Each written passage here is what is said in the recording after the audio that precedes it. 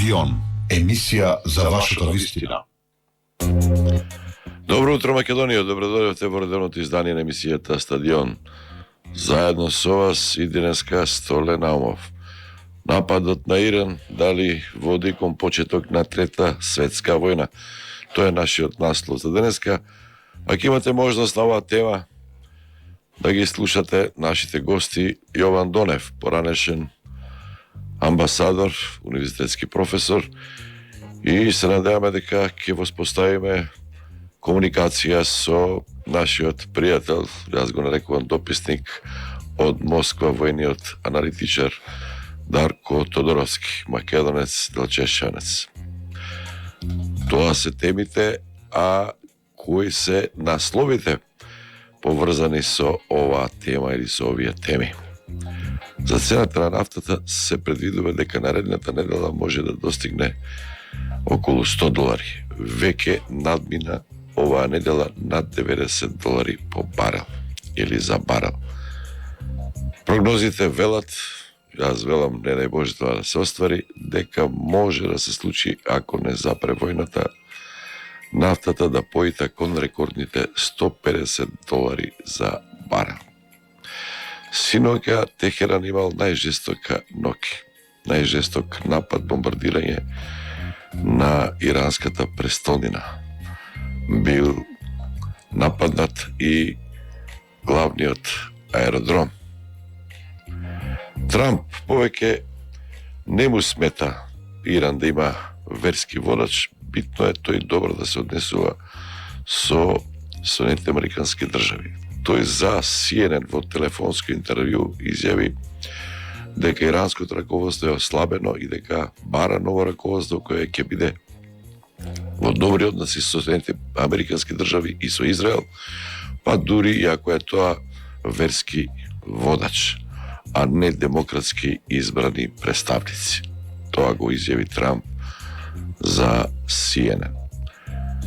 Трамп исто така разгледувал и можност, макар што еднаш ќе каже дека не исклучува можност од копнени трупи да испрати во Иран, после тоа ќе рече такво нешто не доаѓа во предвид, меѓутоа сепак според информациите тој го разгледувал распоредувањето на војници во Иран. Силна експлозија на аеродромот во Техеран, Мехрабад. Господарот на војната Трамп работи без одобрување на Конгресот. Трамп ќе испрати нови бомби во Израел потребни за војната со Иран. Иран донесе одлука нема повеќе да ги напаѓа соседните земји. Американски радари во пламен. Иран го уништил клучниот радарски систем вреден $300 милиони, кој е пресуден за водењето на американските батерии. Американците се уште не го кажале тоа што може да биде најжестоко и најстрашно. Подготвуваат пекол за Иран. Американскиот бомбардер Б-1 Лансер слета во Велика Британија. Овој бомбардер е голем, најголем и е способен да носи 24 крстаречки ракети. Барак Обама, поранешниот претседател на Соединетите Американски држави, жестоко го нападна Трамп. Корупцијата расте со незамисливи последици во времето на претседателот Трамп, рече Обама. Тоа се насловите кои што се најнови или најновите вести во врска со тоа што се случува на Блискиот Исток, тоа што се случува во Иран, Израел, Соединетите Американски држави. Сега следува интервјуто со Јован Донев. Професорот Јован Донев, поранешен амбасадор на Македонија во Лондон. Стадион, емисија за вашата вистина. Јован Донев, професор, дипломат. Добар дипломат, велат. Што е добар дипломат, Донев? Да бидеш продуктивен со извештаи по 300 годишно во ситуација кога некои амбасадори и амбасади не пуштаат повеќе од 3 извештаи до матичната држава Или дипломатијата е многу повеќе? Вклучува искуство, обука, воспитување, јазик. На ова си разговарал некојаш во медиуми? Не, ова е прв пат да некој прашува вако, да поставува вако прашање.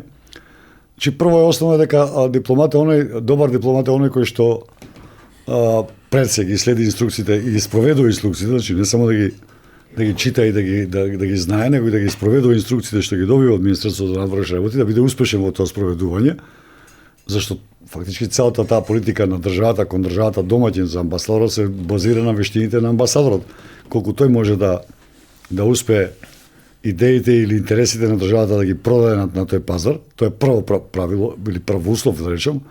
А второ е тоа што ние многу малце во јавноста се зборува и мислам дека и погрешно се сваќа улогата. Амбасадорот е ушите, очите, носот и гласот на државата во која е акредитиран. Фактички тие се првите изфрлени играчи, јавни играчи, набрани кои штитат националните интереси на својата држава кај што се акредитирани.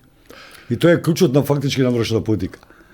Да ги штити интересите на државата од каде што е дојден, од активностите на државата кај што е акредитиран. Има ли некоја правило за мали држави? Сетики не е исто да си дипломат од големи мокри држави. Има ли посебни обуки за тоа или универзални се? Тие нема нешто посебни. Нормално секоја држава си ги школува своите амбасадори некако што може и уме. Хендикепот е за малите и сиромашни држави. Тие се хендикепирани. Богатите, малите и богати држави не се хендикепирани затоа што нема доволно пари да ги опремат дипломатските представништва. Значи, едно е да имате вие амбасадори, да имате околу него 5 дипломати, 6 дипломати или 10 дипломати, кои што поедини сектори ги покриваат, значи не оваквото, а друго е да имате еден амбасадор и уште еден дипломат. Па толку во Лондон? Во Лондон толку имав јас. Тоа е клучна едно. Сегде е така. Беше така, јас се надам дека се сменето, ама не верувам дека е сменето. Колку е? Тоа е жално, знаете, тоа е огромен напор треба да вложувате кога да подготвувате извештај, кога да идете на разговори, кога да следите што се случува во земјата, зашто вие ако не знаете што се случува во државата, како ќе штитите интересите на Македонија? Еден дипломат од поранешна Југославија вели многу помагаат тука врските со новинарите. На него многу му завршило работа тоа во Америка, преку нив можеш да влезеш секаде, да се доближиш до личности. Генерално не е проблем да влезеш секаде. Ако си поупоредите прима на секој ниво. Освен кај што има, нели, големи држави по имаат ограничување за до кое ниво може еден амбасадор на мала држава да стигне. Или евентуално колку време те разговарате. И нас беше јасно кажано, мене беше јасно кажано со директорот за Европа, ја можев да зборувам максимум 20 минути. 20 минути. Толку трае состанокот. После 20 минути се уклучува звончето, секретарката звони, состанокот прекинува. Готово е. Затоа што он ти вика, јас толку време ја можам да си дозволам за еден амбасадор во текот на денот. Сега, друго е кога вие имате пуснели, имате на располагање големи буџети за репрезентација. Па тогаш е веќе поинаква скроз ситуацијата, зашто тогаш вие можете више и приватно се дружите со тие луѓе, да ги посетувате, да се среќавате на места кај што се собираат. А тоа е хендикеп за мали држави. Вие не можете да си дозволите дојдете на такви настани. Во ваше време се поменуваше една, не знам, не беше јавно обелодената една идеја да ги донесете квалитетните британски образовни институции во Македонија. Пропадна таа идеја? Па, ја мислам дека пропадна. Не, ние направивме многу. Како поддржници, како... Значи, имаше... првата беше... Тоа не е непозната, има во многу држави. Не. Тоа беше... Првата инициатива беше со Reading University. Reading University преговаравме и успеавме со бизнес скул да постигнеме договор.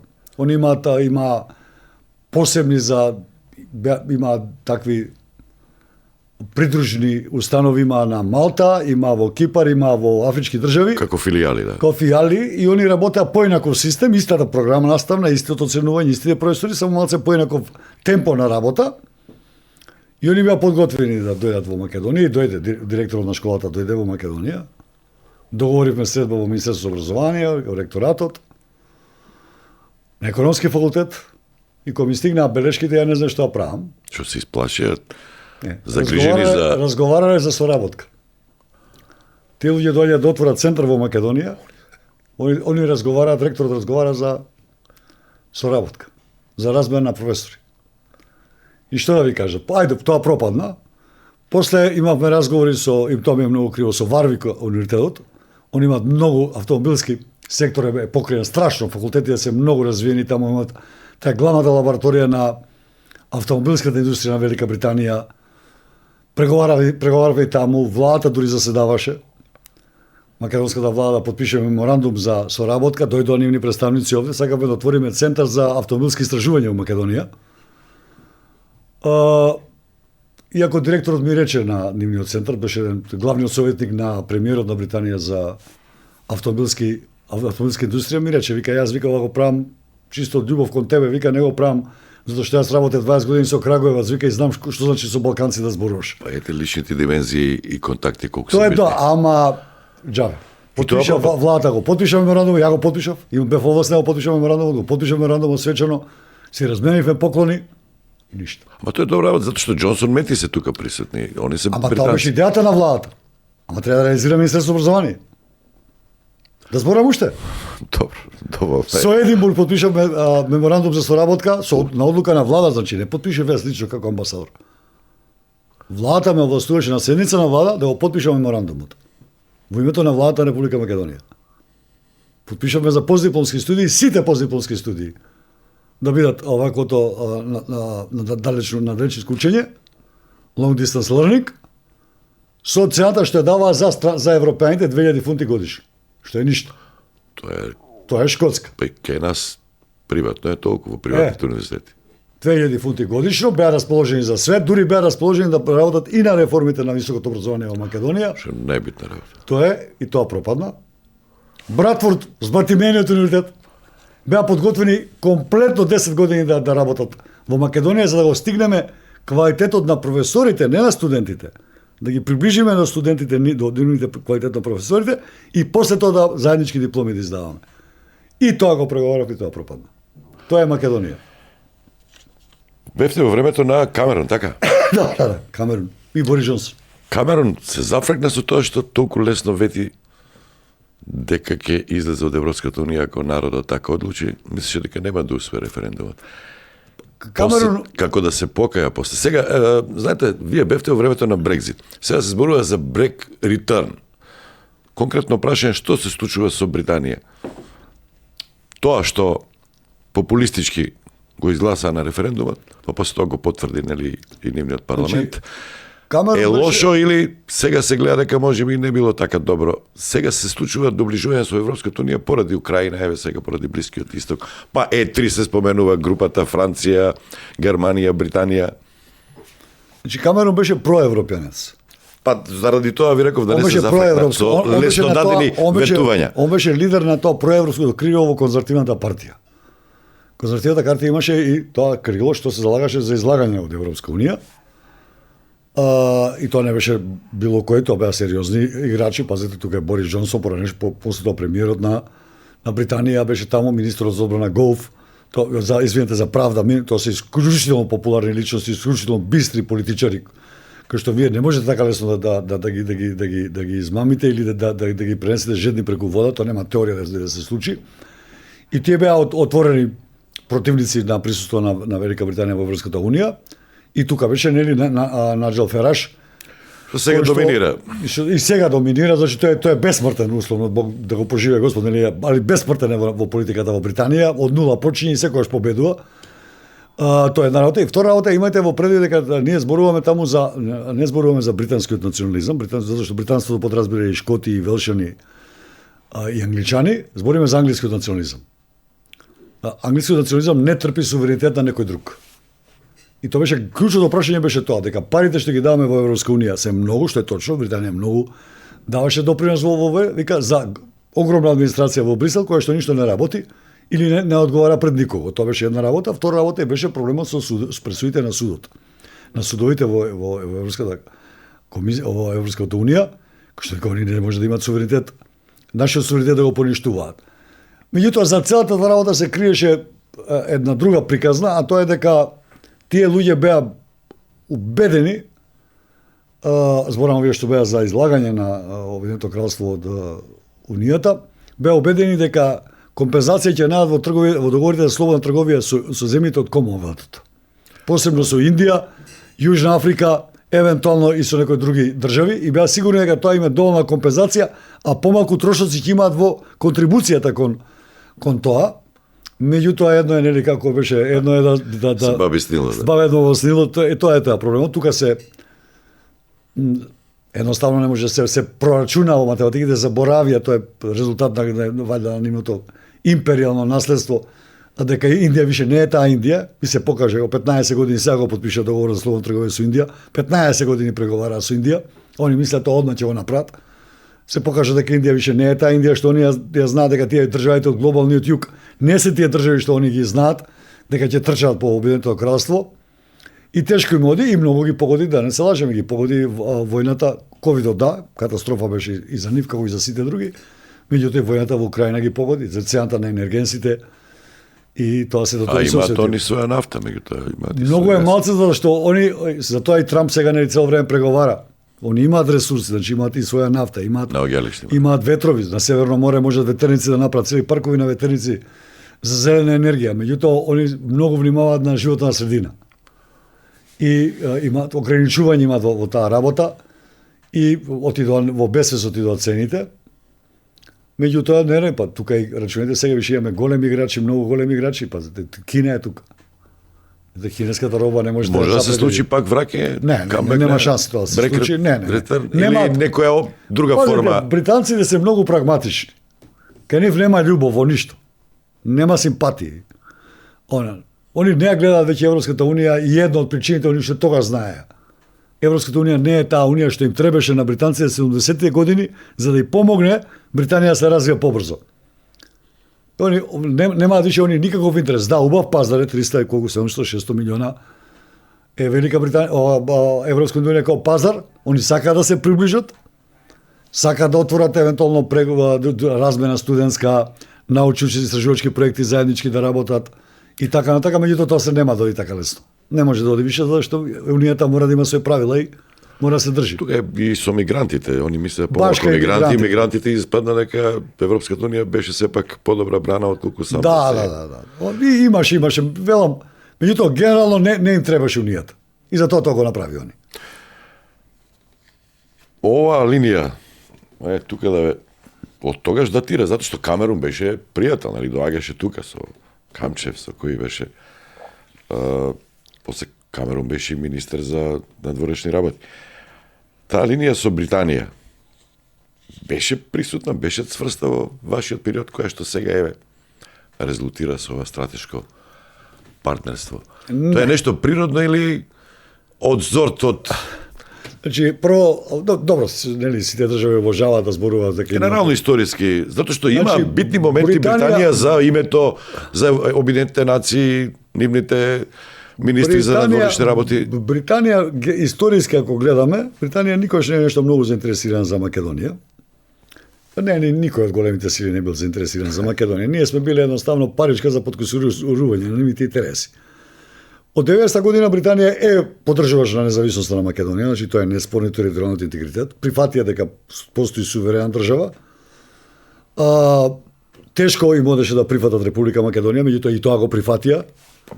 Поранеште на југословенски е нивни предлог, нели? Тоа беше, идејата беше, јас зборував со еден поранешен амбасадор во Обединетите нации кој што баш во тоа време разговараше, преговарало негов е предлогот за поранешна Југословенска република, и неговото образложение држеше, вика, јас вика, проценив дека тоа е најдобар момент за да вие прво станете членка на Обединетите нации, а дека тоа име после ќе се изгуби. Ќе се остане Република Македонија. Вика, тоа беше, вика, и тоа беше и негова сугестија до мене и до македонската влада, вика, продолжите само да како се вика тие автоматите оние што се врти со ручка пари што се добиваат. Вие скарници? Да. Black Jack, како? Не знам како се вика. Така, Вика, само вртете рачката, вика. И секи си дојде на. Вика, секи си дојде на време. Вика, само вртете рачката, немој да дојде да запре. Ние ја запревме. Млата на Груевски влезе во дефанзива, стави блок, место да излага со своји предлози, да бидеме агресивни со своји предлози и идеи, посебно после пресудата во Хаг. Ние земавме блок ставивме, не мрдавме со иницијативи, а се одбивавме. И веќе беше јасно дека нема до ни живци да се расправаат со нас, иако не им пречеше на нас, што ни не викаат Република Македонија, наш официјално не представува проблем, тоа не им пречеше ни на британците, никој не му пречеше. Тоа дури на грците не им пречеше, да бидеме искрени. Приватно може да збориме како сакаме и што сакаме. Меѓутоа беше јасно дека тоа прашање мора да се врти. За жал, не, повторно велам, нашата дипломатија не е само што е млада, срамота е више да зборуваме дека е млада дипломатија, меѓутоа, за жал, не доволно професионална, ние го испуштивме моментот со Кипар. Прашањето на Кипар беше исклучително важно кога почна преговорите за Кипар 2014-2015 година. Британија ангажираше више, двајцата своји министри ги ангажираше. Европската Унија беше ангажирана, преговорите течеа тешко со меѓу Турција и Грција, меѓутоа течеа. Компромис мораше да се најде. И за жал компромисот што го најдоа е дека Турција има своји интереси на Балканот, а Грција има панхеленистичките интереси на Грција беа на Балканот и на Кипар. И Британија нормално ја смени политиката. Негде више 2015 година више беше јасно дека односите со Британија влагаат во фаза зашто тие така одбраа, ќе ги заоштруваат односите со Македонија, дека мора да дојде до промена на режимот во Македонија за да се смени уставното име. И тоа беа тешки, тие беа 2 години, беа исклучително тешки, не можеше да се разговара со нив. Секој 5-ти ден, 6-ти ден, само нешто вложуваат демарши, нешто им сметаше во Македонија. Хамонд беше министер за Европа во тоа време, во владата. Од никаква причина излезе на пресконференција у 3 попладне и вели ние сме загрижени за состојбите во Македонија и безбедноста во регионот. Ништо. Нема ништо, јас секој ден ги следам. Ма можеш да следиш Македонија, нели? И знаеме што се случува. Ика барам седница на Советот на министри. Веднаш после да му се приклучи Германија веднаш, Германија беше можеби полош од Британија, која таму беше друг амбасадор. А и тоа беа многу тешки кога они ги заоштрија односите. Се заврши приказната како што заврши.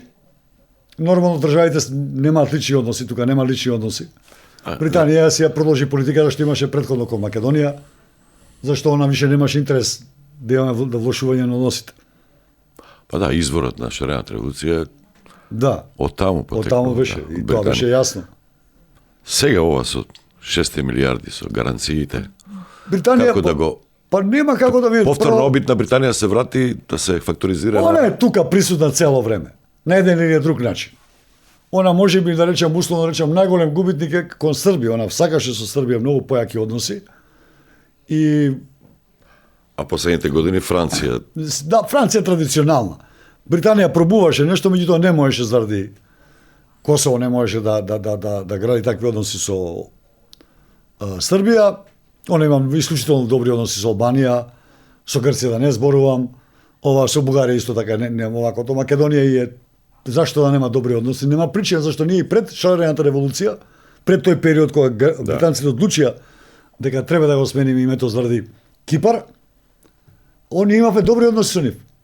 Пазете, јас кога дојдов таму, ја 6 месеци бев во заблуда, затоа што Со министерство... стереотипи отидовте? Па не, затоа што сите документи во нашето министерство и сите брифинзи што ги имав претходно зборуваат дека ние имаме многу добри односи со Британија.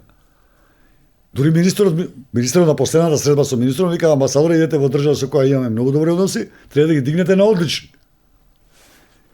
И јас кога отидов таму, ми кажувал, а другите амбасадори што кои среќа приватно не ми кажуваа дека Британија фактички од тоа време, значи 2013, значи 2012 година на Советот, на Европскиот совет барала да се најде решение за прием на Македонија во Европската унија. Кажувам, значи, сосема друга беше ситуацијата.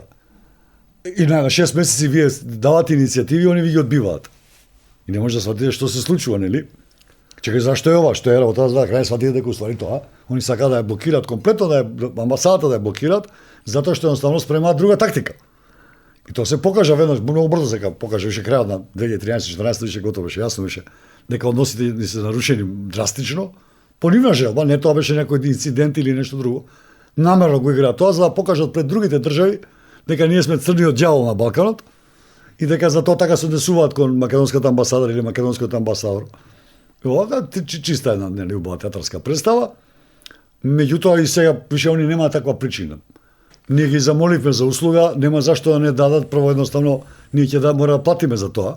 Значи они не ни даваат. А они може да капитализираат само да, можат пари да заработат. Тоа сигурно ќе заработат пари, британец не работи ништо без пари. Меѓутоа и тоа е добро, да бидам искрен. Што сепак Британија успеа да речам да. Добро, ама не треба да сваќаме како алтернативни обиди. Не. Наспроти блокадата со Европската унија, недостасува ли умешноста дипломатска и тие разузнавачки работи кои што брилијантно се врзуваат за Велика Британија историски, недостасува ли на Европската унија сега? Да, затоа што многу работи британците конкретно за нас во клучни моменти завршувале. Британската дипломатија, значи тоа го признаваа сите земји членки на Европската унија и тоа е факт. Британската дипломатија владееше во Брисел. Британските интереси и оние што беа британски интереси, она ги наметнуваше како европски интереси. Значи тука не смееме во ние да се посомневаме во стручноста, експертизата и кадрот со кој што располага Foreign Office на Велика Британија, нормално и сите придружни институции што е тука, да не зборам, нели, и разузнавачки служби и аналитички центри и така натака и така натака.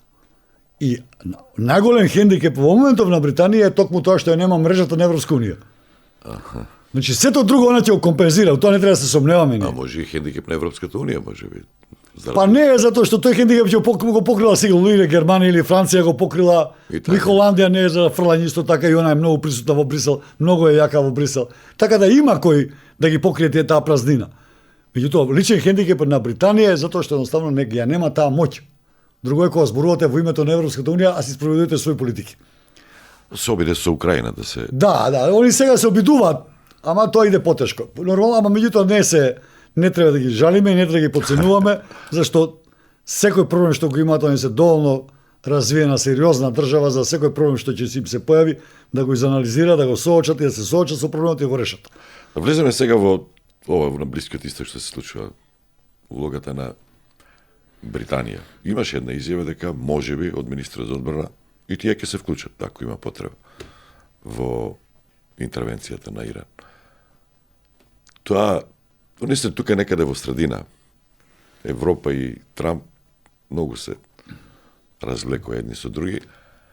И Британија некако е засегната, иако се они, нели, традиционални, историски, од едно изворче извираат Британија и Соединетите американски држави. Дали британците ќе се вклучат во такво нешто? Или зависи колку ќе траева? Највише зависи од тоа дали ќе има некаква штета по британските интереси. Сега за сега не постои штета.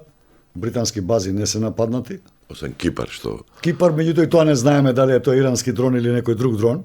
Знаеме дека има еден дрон таму што е паднат. Британија е во многу, не само Британија, кога зборуваме и за Британија, исто се однесува и за Франција и за Германија. Она што се случуваше во Газа, имаше многу негативен ефект внатре во самата Британија, внатре во државата. Имиграцијата го прави своето. Трамп, кога зборува токму и заради тоа, вели дека општеството е поделено. Сега имавте случај на еден избори за член на парламентот, воредни избори во една општина, не знам каде беше, не ми текне каде што за прв пат се победија зелените, лабористите 25 години владеа и изгубија, победија зелените со фамилиарно гласање. И сега гледаме што е. Имате делови на Лондон, делови на Британија каде што имате голема концентрација на муслиманско население. И тоа е сериозен веќе предизвик за државата.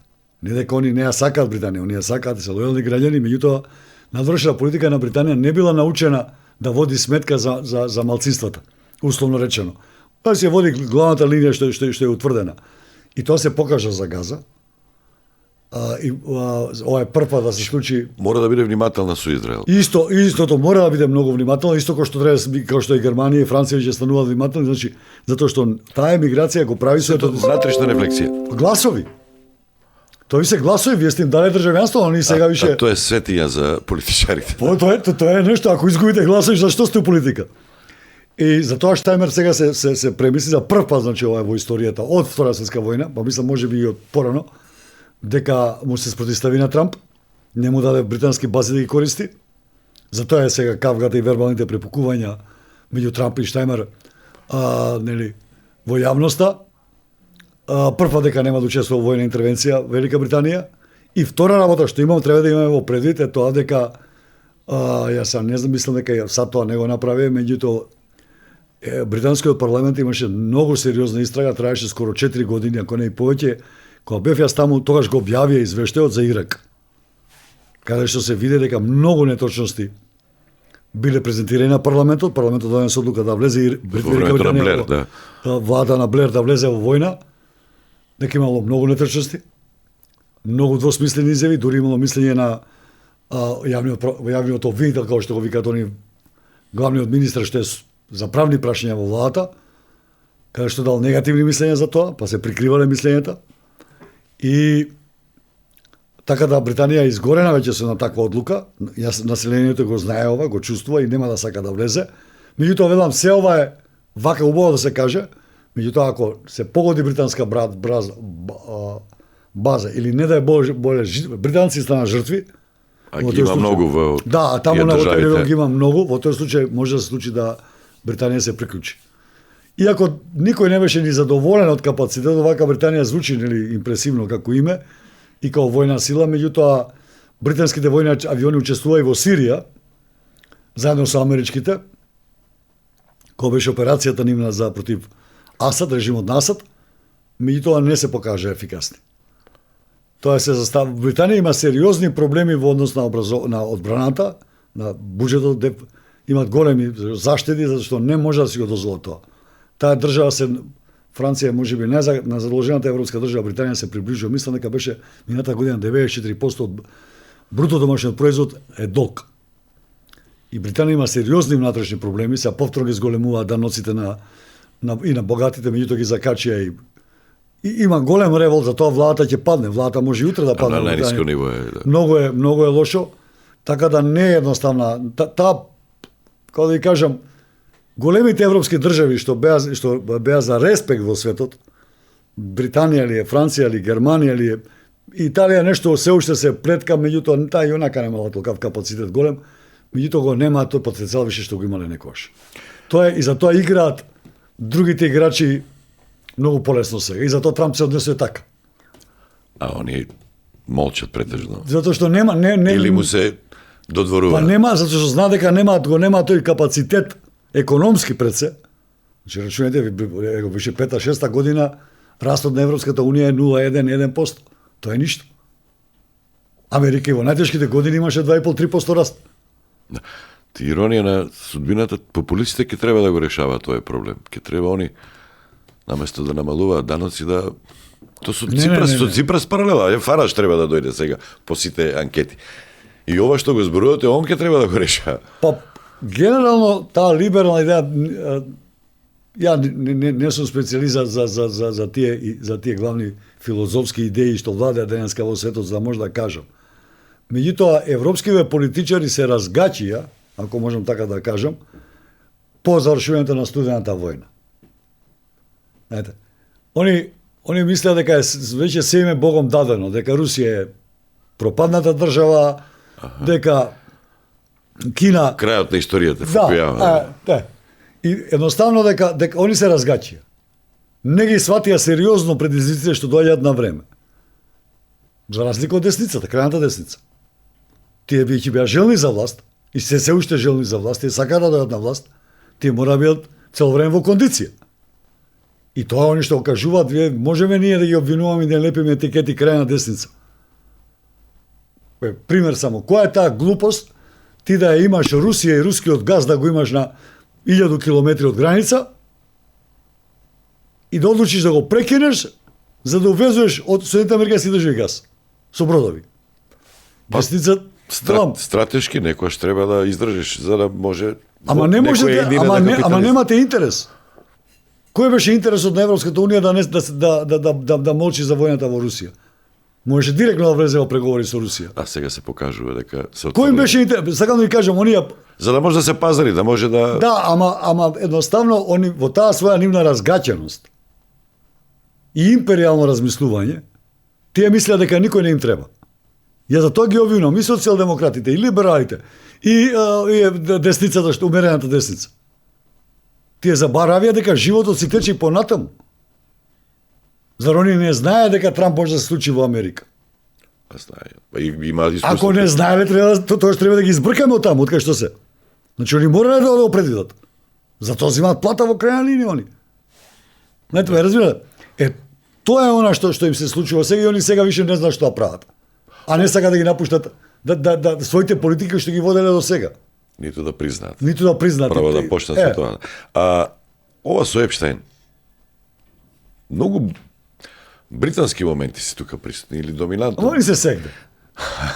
Менделсон не сега има и кривична прижава. Како се вика, Да. така е преведено злоупотреба на макар што Они тоа се може и сегде- предавство да они биде. се сегде, они Да се не е сегде. намерно тоа пуштено.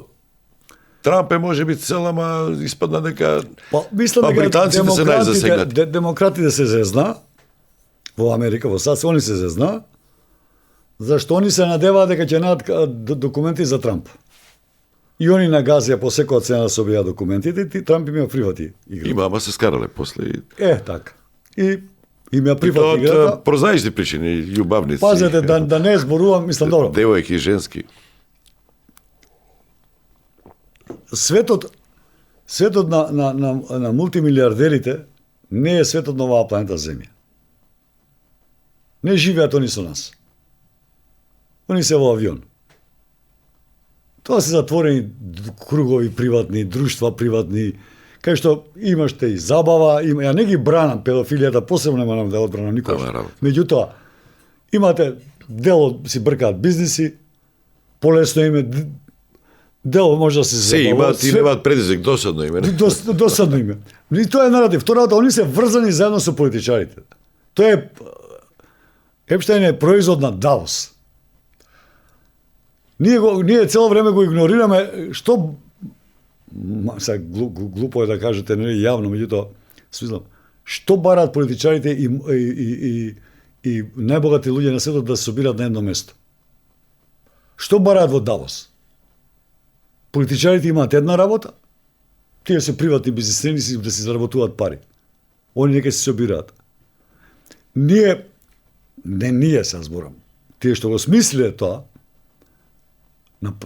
направија, можеби во тоа време, најдобриот потек, се потикна глобализацијата, се отворија нели граници, да се отворија све, меѓутоа никој не водеше сметка за судбината на обичниот човек.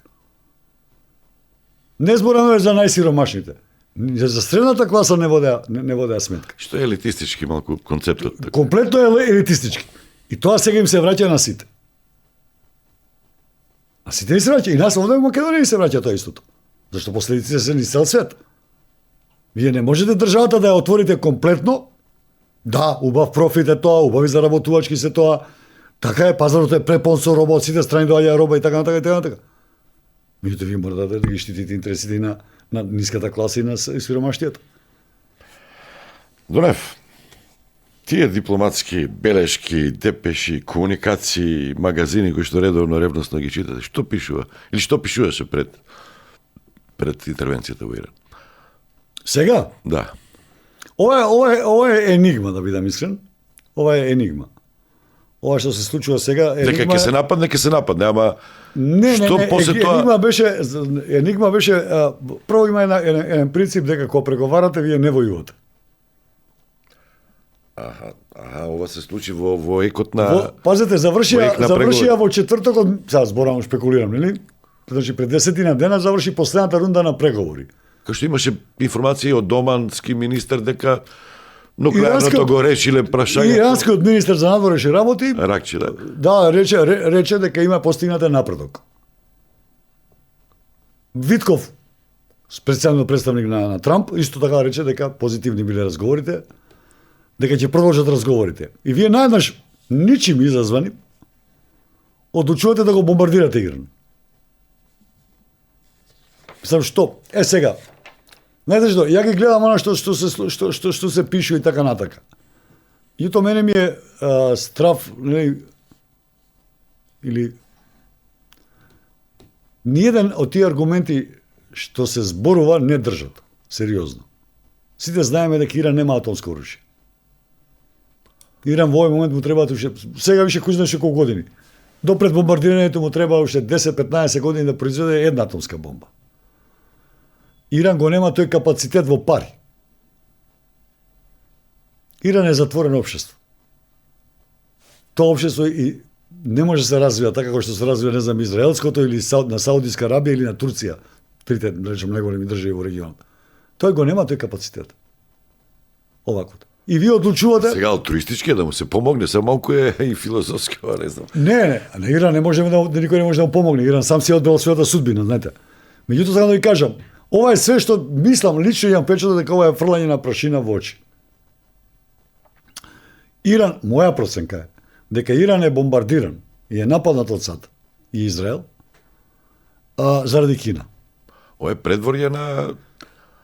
Заради Кина. 2016 година Кина и Иран подпишаа договор за стратешко партнерство, вреден негде околу 400 милиарди долари. Кина се обврза дека 400 милиарди долари ќе вложи во Иран, во обновата на енергетскиот и рударскиот сектор и изградба на две клучни пристаништа кои што се исклучително важни за целиот регион. Втора работа, вакото. Втора работа, Иран се обврза за контрауслуга на Кина да ја продава целата своја нафта, освен она што е за домашни потреби, целата своја нафта со дискаунт од 13%. Доколку и како е од ова договор, мислам, за инвестициите кинески, колку се влезени до сега, тоа не може да кажам, не може да ги најдам тие бројки. Меѓутоа нафтата се още 90% Кина ја зимаше целата нафта, ја зимаше таму. Иран е членка на БРИКС плюс. Да. Иран е исто така високо рангиран од трето место, второ место е во светот по резерви на газ. Тоа што он не може да ги произведе, што не може да што нема таа технологија, тоа е друга работа. Меѓутоа таму му се резервите. Наоѓалиште резервите. Од меѓу пето и седмо место е во сите други минерали, посебно ретки минерали што ги имаат на неговите резерви. Трамп нема да дозволи тоа препадне на Кина. А Иран е огромна територија, можеби 3 пати, 4 пати како Турција. За тоа ни сега пробуваат да ги убедат курдите да пешадијата да влезе, да биде тоа курдиската пешадија. Америка го прати пешадијата, ќе биде катастрофа за Америка. Па Иран е планинска земја прво, тоа е како Афганистан, што помали планини, меѓутоа тоа е таква територија. Каде таму ќе иде пешадијата? И сега преговараат, ги убедуваат курдите да ја земат улогата на америчка пешадија. Мито ништо нема да го решава. Втора работа, Трамп е опседнат со идејата за голема Америка и за жал не приметува или одбива да примети дека во овој момент со акцијата врз Иран Америка за прв пат во историјата е толку самена. Вербално изјави дека да, треба да се ликвидира лидерот на Иран, дека треба да се смени режимот, тоа е во ред. Тоа секој ќе го каже. За конкретна поддршка. Да, али конкретна поддршка во овој момент сад немаат. Значи, пазите, вие го имате премиерот на Шпанија кој вели ти играш руски рулет со животите на десетици милиони луѓе. А Санчес, Овакото. Макрон ја смени приказната за 48 сата, тој знае понекогаш да се излета, ја смени приказната и вика не, вика таа војна не е легитимна. Ние застануваме за Шпанија. Прво го оправда. Да, во првото да, и после тоа ја сврте приказната зашто виде дека ќе има и внатре пак истото прашање со газа. Со внатрешната рефлексија. Да.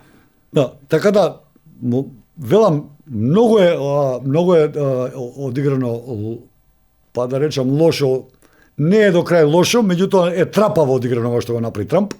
Трапаво го одигра, можеше би на поинаков начин, меѓутоа му се брзаше многу неверојатно, зашто он сега на крајот на месецот треба да се види со кинескиот председател и немаше време, изгуби време за други работи. И така да, меѓутоа како и да го доведе светот во исклучително тешка ситуација. Не треба ништо да се случи војнички. Доволно ова да продолжи Хормуз да биде затворен. Еве ги трети, четврти ден више европските берзи се во црвено. Вакото оживувањето на Европската унија тешко ќе спроведе. Значи, вие верувате дека Америка, односно Соединетите американски држави со војната во Иран сакаат да ја обузат, односно да ја сопрат Да избркаат Кина од регионот. Кина. Да ја избркаат од тој регион Кина. Затоа што рачунате, имате предвид дека договорот за пријателство помеѓу Иран и Саудиска Арабија го одработија кинески дипломати. Сега кинескиот специјален пратеник за Среден Исток сега е таму во регионот. Кина тоа не го пропушта. И што е нормално, пазете, Саудиска Арабија, која што е пар екселанс сојузник на САД, она има више трговска размена со, не знам колку да е, 40-50 милиарди годишно со Кина. Имаат заеднички инвестиции. Кина работи нели многу поинако од американците, она има што да понуди, ако сака да понуди. Не дека се они великодушни, гледаат нормално, кој секоја држава гледа да за работа ако може да поише, меѓутоа они Саудиска Арабија ги дочекува нив како драги пријатели, кинезите ги дочекуваат, Да, може би Лавров е оправо кога вели дека целта беше да ги разедини раздор да направи во регионот таму. Еве, и сојузниците кои што постоеја на Иран, Катар, се раздели, односно се оддалечија сега. И тоа доближување со Саудиска Арабија, која што нели се традиционални непријатели поради верска и инаку има тука една интересна иронија. Доминантно Саудиска Арабија се сунити. Меѓутоа, нафтните главни наоѓалишта се во кај што се концентрирани шиитите. Многу чудни се овие шаковски, ако веќе шаковски игри. Арапите да бидеме Иранците не се арапи, тоа е да бидеме прецизни. Проблемите што ги има они во меѓусебните недоразбирања во претходните децении веќе ги надминуваат.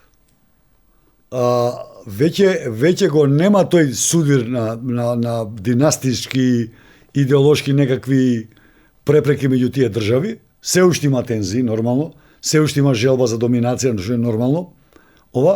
Меѓутоа, нивната, да речем условно, ако може да кажам, сплотеност е многу поголема него што беше. И гледате ви, они не реагираат, они вербално протестираат до Иран.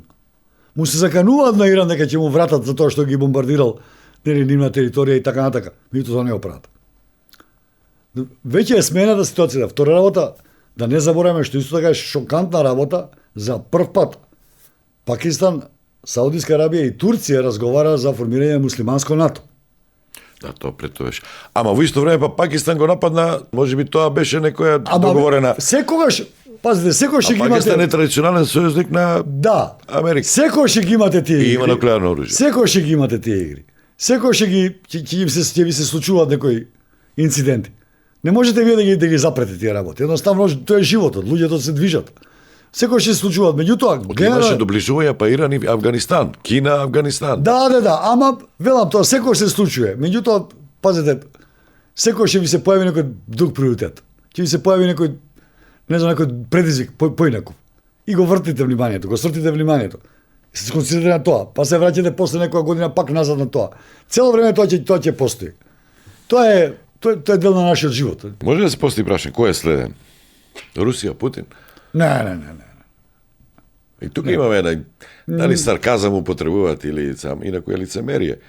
Не може Русија да вели ова е против повелбите на Обединетите нации, конвенции, територијалниот интегритет, суверенитет, тоа да го вели устата на држава, политичка, дипломатска на држава, која што тоа го прави со Украина. Или се начека. Ако ги слушате дипломатите, ако ги слушате портпаролите на Министерството за надворешни работи, што сака да ви кажат друго? Што ќе ви кажат? Трикот што ние цело време, зборам се за Македонија, го испуштаме, па и многу други држави го испуштаат. Големите сили зборуваат за два термина. Владење на правото, меѓународно право и меѓународни правила. Правила, тоа е друго. Да, они велат international rules. Ние тоа го прифаќаме како да е меѓународно право. Не. За големите сили важат правила. За нас важат правото. Значи, они самите си ги утврдуваат меѓународните правила. Што да кажеш, дека во иднина меѓународно право ќе биде читанка само. Ама и до сега беше, само што не беше волку драматично. И толку на многу места. И така јасно едноставно како за прво да кажано од Трамп, например. Така. Значи и до сега беше така они. Они меѓу себе си се разбира на тој начин. Ова е моје, како вика Путин. Ја не нападнав, мене беше загрозена безбедност. Како голема сила, јас имам право да се бранам. И са вие, пазите, ако му речете вие, ама чекај, еве, Македонија во тој случај. Ние имаме право според меѓународното право да се браниме. А, не. Вие според меѓународното право не смете да напаѓате никого. А по меѓународни правила? Вие не смете да нападнете. А јас по меѓународни правила јас смеам да нападнам. Велам, секогаш постои тоа е целата трагедија на во меѓународните односи што секогаш постојат нели држави од прва класа, држави од втора класа, држави од трета класа. Тие од трета класа никој не ги слуша. Се беззначајни. Тоа е Некојаш е можеби како трета класа подобро да влеземе без да премногу зборуваме и гласаме и во за нас ли збориме? да. А ние немаме избор. Значи проблемот е кај нешто. Зборувам за ова идеја за Европската унија сега која што е прифатлива, ама и таму може пак уставни измени. Сега имаше денеска некој деман дека таа втора, трета категорија е лош збор, ама концепт за прием кој што може да се употреби за Украина и за нас. Значи, Тешко е изводливо. прво ставете се во позиција дека Затоа што Македонија верувате, ако има референдум, 90% од населението би прифатило да немаме право на вето. Голема работа. Само да влеземе во богатото семејство. Се ќе кажам, значи ние зборувавме Иако за е неправедно можеби сега тоа. ние зборувавме за За нас. Европската економска зона. Да, За тоа е примерот, стара, за да. примерот со Норвешка. Тоа не е ново, да. Не е тоа ништо ново. Меѓутоа европјаните не ни дозволува. Значи, прашањето е дали на вистина, она што ние никој ќе да дознаеме. Не зборам за Европска унија. Европска унија ништо не одлучува. Тоа е бирократија во Брисел која што ќе се издиктира, тоа ќе прави. И тука нема љутиш за нив. Ние не можеме да се љутиме на фон дер Лајен или на Калас, зашто го рекла ова, зашто го рекла она. Она тоа мора да го каже. Затоа заработува. Меѓутоа, ние не ја знаеме идејата на големите играчи во внатре поединечните држави за иднината на Европа. Не ги знаеме нивните иницијативи за прва брзина, втора брзина, трета брзина. Но дали навистина го сакаат Западен Балкан?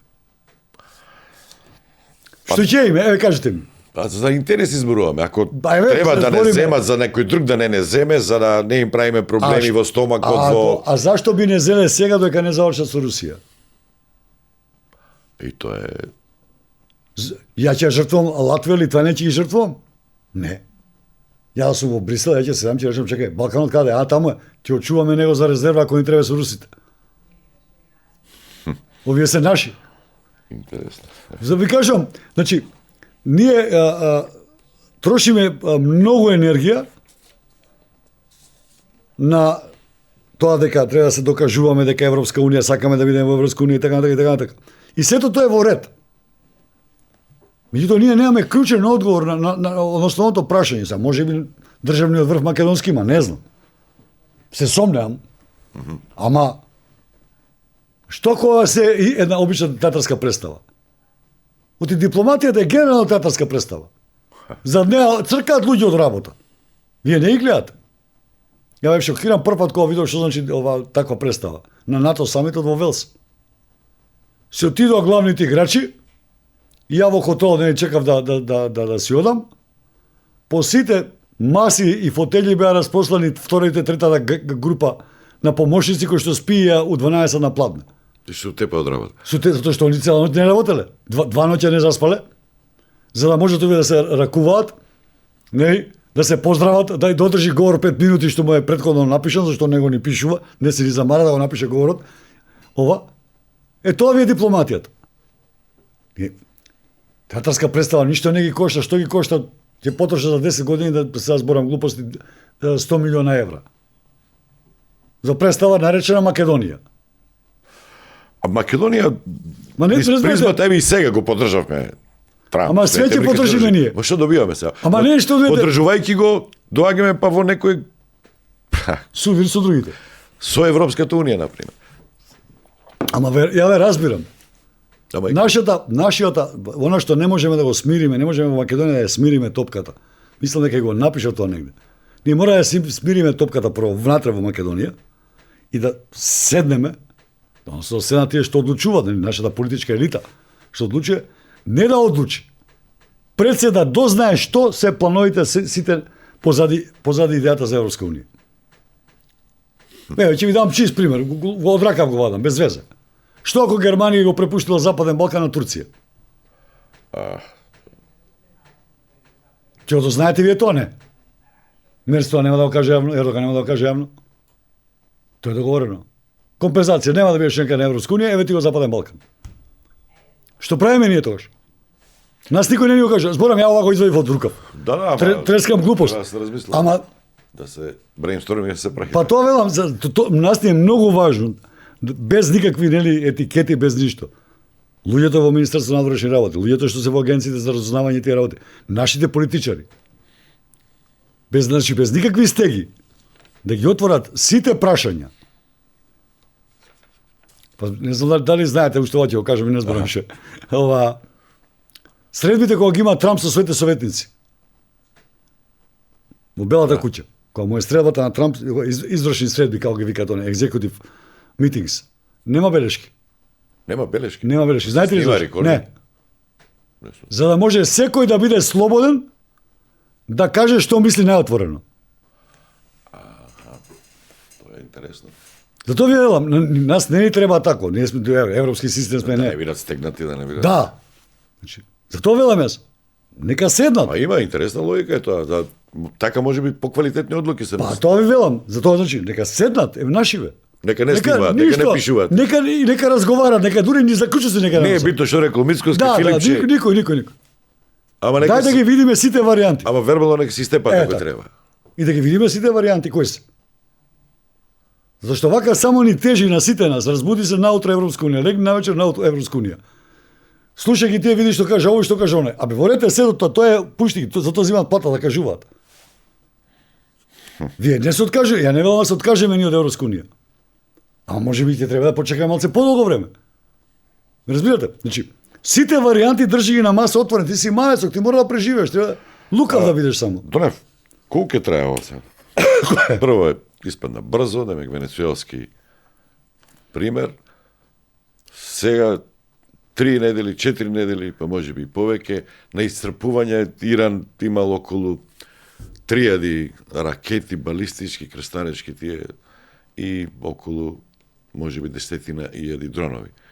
Се зависи од која страна ги Да. добиват информациите, наводно почнал интензитетот да опаѓа затоа што го истрпил бројот на тие проектили.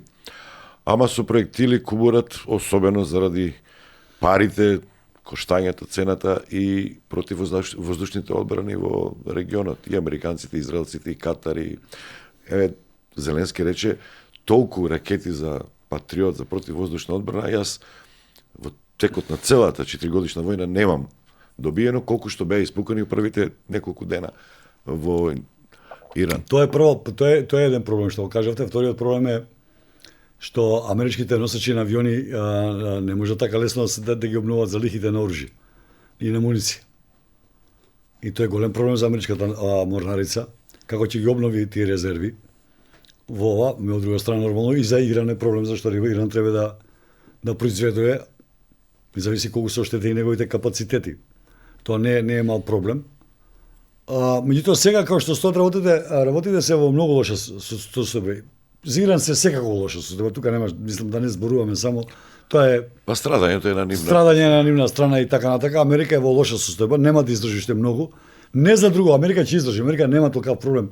Ќе направи мостови, ќе најде начин, ќе вложи поише 2-3 милиарди, ќе фрли ако треба лево десно. Ќе донесе Да. од Ова. Кореја патриоти. А меѓутоа, ако продолжи падот на европските берзи, ако продолжи растот на цената на гасот и на нафтата, веќе, пазете, тогаш више Трамп ќе има сериозен проблем. Тогаш управо ќе биде Санчес дека руски рулет игра, ама не игра со 100 милиона, него со 10 милиарди игра тогаш руски рулет. Еве денеска видов надпис негде дека веќе азијските држави почнуваат да кубурат со енергенси. Овако. Така да ќе има голем притисок врз него. Он ќе има брзо да заврши брзо војната.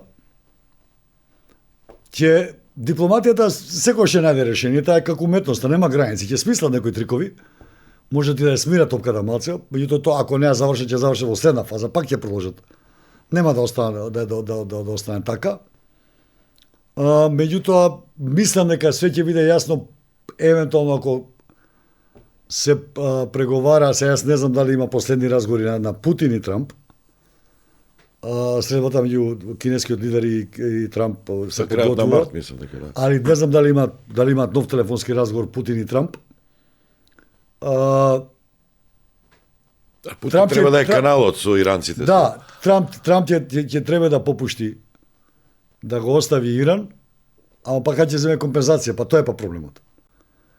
Пазете, она што го договорија во Ајаска, Или па Путин ќе го жртвува Иран за да да, ма Кина не може, ја Кина па не купи сме да го благонаклоноста во Украина со... Она што го договорија во Ти гледам, молчат делумно. па, проблемот е што они Релативно јавно нема да Кина сакаат и- да, значи ниту Кина ниту Русија нема да сакаат јавно да се скараат со Трамп. Они ќе работат под жито. Ром, имаш изјава од Песков дека Тоа кој е- е почнал војната, тоа е нивна војна, не е наша војна. Точно, Ние ама- сме сојузници. Ама колку поддржува. оружје проаѓа преку границата ние не знаеме. Тоа За Иран. Така да она што е најзагрижувачки, зашто ние треба да бидеме подготвени и Не, ако праќаш оружје ќе падне многу авиони, на пример, ако имаш С-400, Ама, ба, С-500. зависи Кинезите имаат исто софистицирани Да. Проблемот противвоздушни. е она што го договорија во Аљаска. Енкоридж, да. Тоа што го договорија дека во пакет со војната во Украина мора да се решат прашањата за светската и европската безбедност. И тоа е она што не загрижува. Сепак има некоја стратегија и Затоа што шах. во писмото што го упати пред да почне инвазијата на Украина, Путин испрати писмо до земјите членки на НАТО, во кое повика дека треба да се разговара за сфери на интерес. Каде што го спомиња и Балканот он. Значи, они го одбија одма. Значи, дури мислам дека не го ни прочита писмото на Путин, зашто беа наивни, верува дека Путин нема што да прави. После завршување на средата во Аљаска, Витков рече дека ние сме подготвени да разговараме за сите отворени прашања со Русија. И за тоа можеме да биде овакото. Треба да внимаваме и со Иран сега. Може само да дигаат цената американците. Ќе ви го вратиме Иран на вас, нас се смеам на Кина или на Русија, ама за тоа ќе ни дајте и ваму. Че сепак Затоа колку и да делува трапаво од страна на Трамп, кога е прашање Трамп, сепак има некој шах, некоја... Пазете, Трамп Затоа што го има Венецуела, ја ослободи нафтата на своја страна, ја стави Трамп. Па имаме Украина и Русија, ја ослабне, ја истрапи Русија 4 години, затоа што пред 4-5 години можеби не можеше така лесно да се нападне Иран, како што сега. Има некои Па не. се Трамп дојде на власт со подготвени сценарија. Значи, он го негираше тоа. Програмата 2025, за која што демократите го нападна, која е издал тој Heritage Institutions, као се вика америчкиот крајната десница think tank, он негираше. Дека има прочитано, дека не знае ништо за тоа и така натака, и не ни важно. Ниеден чекор, знаете, кај нас, не само ние, голем дел на медиумите во светот наседнуваат на замките на политичарите. Дека Трамп е, не знам, лут, дека Трамп е трапав, дека Трамп е насилник, дека само гледа за себе да се збогати, и тоа ништо не е точно. можеби така делува. Непријателите него му го пуштија, убаво луѓе за зловија. Он не делува така. Он делува уште пошашаво. Ама тоа намерно го прави. Он ги крие. Еве и сега гледате го за Иран. Он ќе измисли милион причини зашто го нападнал Иран. Никој нема да ја каже вистината. Ќе каже, па не е исклучена и Да. интервенција со трупи. Сега вели нема потреба да се ослабнати. Утре ќе смени. Сценаријата му се подготвени на него и тоа е опасното кај него, затоа што не може другите држави не се подготвени толку многу кој што е он. Значи сценаријата и за Венецуела, и за Куба, и за Иран, за све, и за Газа. Пазете, се лажеме. Тоа се сериозни потези меѓународно политички. Хотел, ресорт. Блефира. Ме разбирате, оня крие. Да одлече внимание, не знам што. Да, затоа што вие ќе се скучите, ќе речете, оставете го таа будала, не знае што зборува, ваму таму он се тера со работа. Почна со хотел, направи борт. Направи. Тоа е. Затоа велам, многу подценуваме Трамп, многу сметаме дека, не знам, глупо е за шеф на држава да кажам некој тежок збор, меѓутоа е играч сериозен. И мораме сериозно да го сватиме него. Ова што го рече Хексет, министерот за војна, вели, дури што за мене е опасно, верата е споменува. Сакате да бидете западна, христијанска или сакате со мигрантите да бидете исламска. На која страна? Вчера имаш некоја таква изјава сега. Значи, Цивилизацијски некои. Не дека американците нешто многу се потресуваат. Споменува вера, граници, цивилизација. Не дека нешто многу се потресуваат за Европската унија. И тој аргумент и го ставија во националната стратегија, го ставија за безбедност за оваа година. Тој има добар аргумент да ги откачат европеаните. Пазете, аргументот име, ние не знаеме после 20-30 години кој ќе владее со вашите држави. Сега, ако размислувате така, да, па ќе речете да, ама 20-30 години е краток рок. Меѓутоа, суштината е дека оваа администрација, крајнава десничарска републиканска администрација што владее во до Америка и се надева дека ќе владее уште долго време таму. Она не ги интересира светот. Они се егоцентрици. Трамп е егоцентрик. Не го интересира само Америка. Ексцентрик, егоист. Да, не го интересира само Америка, него не го интересира ништо друго. И он све ќе направи да е подобри позицијата на Америка и да ја подигне благосостојбата на американецот. Друго ништо не го интересира. Макар и војна, ако викаш јас сум миротвореец. Да. Он преку војна мир. Па повторно ова. Пазете, несватливо за прво за англосаксонец да ги откачи британците. Ги откачи. Мајката на државата на Америка ја откачи он. Значи до таму иде неговиот егоцентризам. Едини председател на држава што два пати е примен од британската кралска куќа. До сега не се случило еден ист председател на држава или председател на држава, премиер и ретко примат, да биде примен два пати на официјална државна посета во Обединетото кралство. Тој и на Тито не му се. Не никого. Два пати. Да зборуваме за Америка. Не. Ни на Америка не им се случило. И џабе. Мисля дека ќе го подкупат, мисля дека ќе му погодат суетата, игра на погрешна карта. Игра на карта на неговата суета. И умешноста британска и дипломатија и совршенство и брилјантност не помага. Па не помага затоа што имаат работа со човек кој што не го интересира ништо друго освен Америка. Да. Има една друга реченица, кога не знаете, тоа еден новинар има кажено, кога не знаете која ви е целта, сите патишта се добри. Се случува тоа со Иран сега, може да се случи. Кои сценарија се таму? Да Венецуела да се смени, Хамеи да дојде некој друг и да попушти како. Или ќе остават во хаос, па може и Северна Кореја по секоја цена нуклеарна бомба да се затворат. Муслиманскиот режим во може да се повлечат, да ги остават у хаос и готово, успеавме, ги ослабнавме. Поголеми се можат друго да направат, значи влоговите што ги зборувавте. Системот на така владење, системот за владење, режимот да го смениш во Иран е многу тешко, скоро е невозможно. Иранската револуционарна гарда да ја распуштиш е скоро невозможно. Трамп рече, ја имам тројца фаворити и кога ќе бирате нов никој не да враковен водач, мене ќе ме прашате. Ова не е Венецуела и нема да го прашат. Она што најблиско до победа за Трамп може да дојде е комплетна либијско сценарио за Иран. Хаотичност, поделба, деструктирање. Тоа во крајна линија му одговара, затоа што тогаш Кина нема да може да ги оствари своите цели внатре. Треба да преговара со различни лордови, војни лордови кои што ќе се тепаат и тоа за него би било, да речем, неуспех за регионот, нестабилност за регионот, избеглици, тоа значи судири и така натака. Криминали Сирија.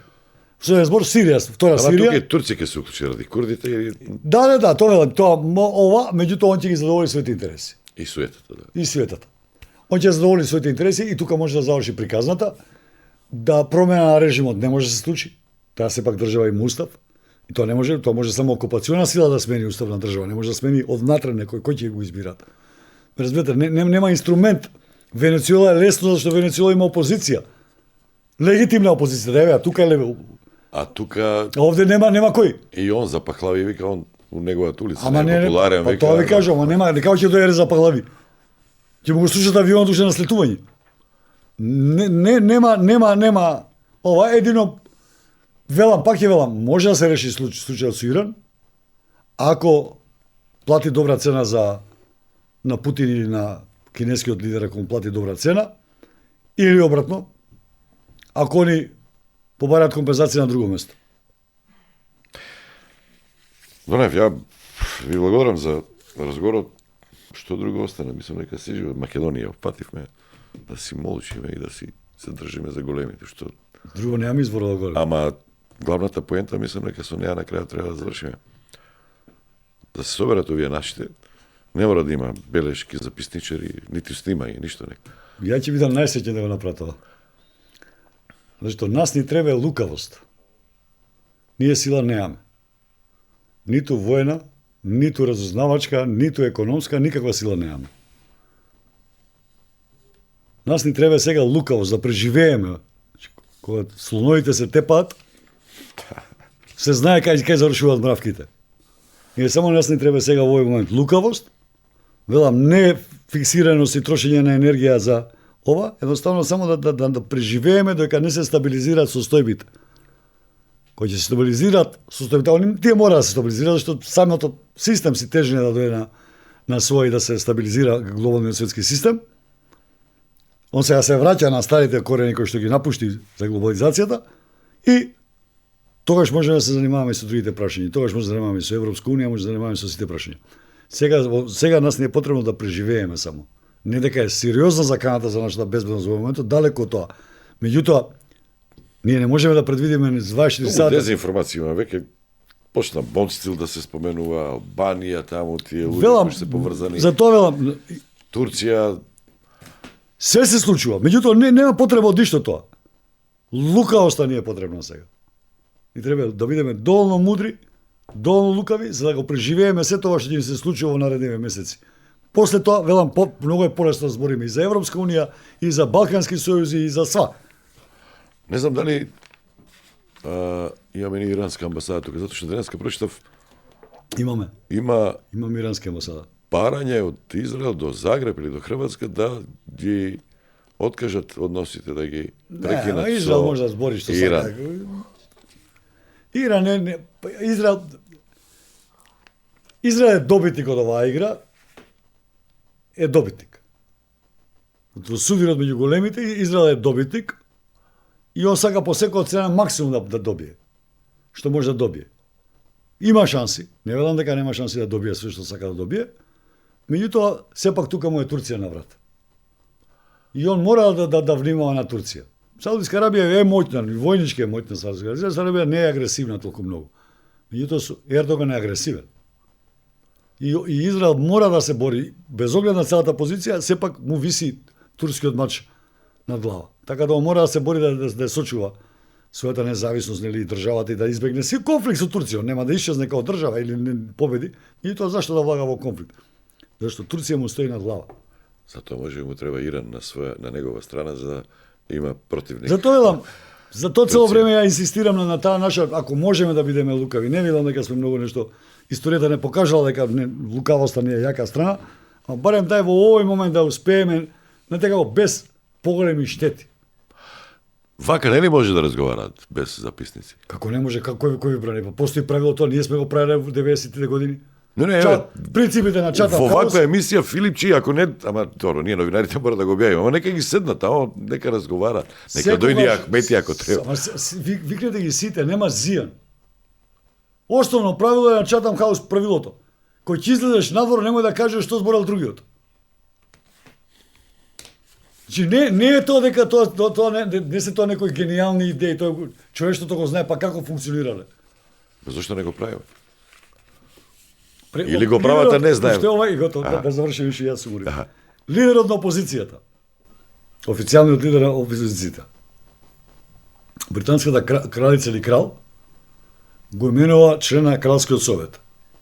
Мора да се наведне, она му со мач да ја баци раката и он добива титула висок представник. Most excellent или така натака. Меѓутоа тоа не е страшно. Таму не ни доаѓаат на тој совет, зашто таму некои се подзаконски акти, кралица ќе ги носи. Таму што се зборува меѓу ова, не се кажува никош јавно. лидерот на опозицијата во секое време, бидејќи е член, не затоа што е лидер на опозиција, зашто е член на тој клуб, има право телефонски да му се обрати на премиерот, да разговара без никакви забелешки, без белешки, без ништо, да разговараат меѓу себе во 4 очи. Војната која беше во Ирак, Тони Блер збореше со шефот на опозицијата во 4 очи насам. Мора да научиме некои, не се тоа тајни, не се тоа трикови, тоа се некои методи на работа во политиката. Не мора Јован да знае све или Столе да знае све што се случува меѓу нив. Па вие утре излезете, па зборете, напаѓајте се, вништете, викајте. За некои работи, не ја дигајте таа топка. Договорите со оваа, нема да играме оваа топка сега. Стадион. Емисија за вашата вистина. Го слушнавте Јован Донев, професорот и поранешен дипломат. Исклучително интересно интервју за мене и по реакциите гледам тука, верувам дека и за вас. Продолжуваме понатаму со Стадион, ги отвараме и телефоните 032-3977-07, локал 104, доколку имате ваш коментар и некоја прашање што јас можам да ви одговорам. Многу читам за оваа работа, ама знаете, што повеќе читате, што повеќе дознавате, толку помалку и знаете, односно толку повеќе збунувачка некоја атмосфера настанува. А не верувам дека јас има нормален човек во светот кој што ги знае одговорите на сите овие прашања. Ке се обидеме некои одговори да добиеме од Москва, од нашиот пријател Дарко Тодоровски. Дарко, дали се слушаме? Добар ден, Столе, ви слушам, да. Како е во Москва сега? Ладно, топло, снег нема веќе и таму фаќа пролет полека или? Не, уште има снег овде. Пред 2 дена мислам имаше паѓаше снег. Дарко, да поштеем поред, ќе го концепираме овој разговор. Прво, Русија, после тоа оружје, па Кина и тука нашиот регион. Прво сакам една метафора да те прашам што ја употреби, со тоа да почнеме. Кога беше нападнат Иран од Израел и од Соединетите Американски држави, Дарко Тодоровски напиша Рубикон е преминат, е поминат. И сега, кога веќе одиме со метафори, да продолжиме така. Кој е Цезар? Кој ќе биде Цезар? Трамп е Цезар? Поели? Знаете како велат, што му е дозволено на Јупитер, не му е дозволено на бикот. И Трамп, да, Трамп, следејќи ги неговите настапи и како тој постапува, и надворешната стратегија на САД, која што е и одбрамбената национална стратегија, се базира на глобална доминација на САД со посредство на сила. И тоа се виде и во Венецуела и сега во Иран. Значи САД и Трамп не го интересираат никакви меѓународни права, не го интересираат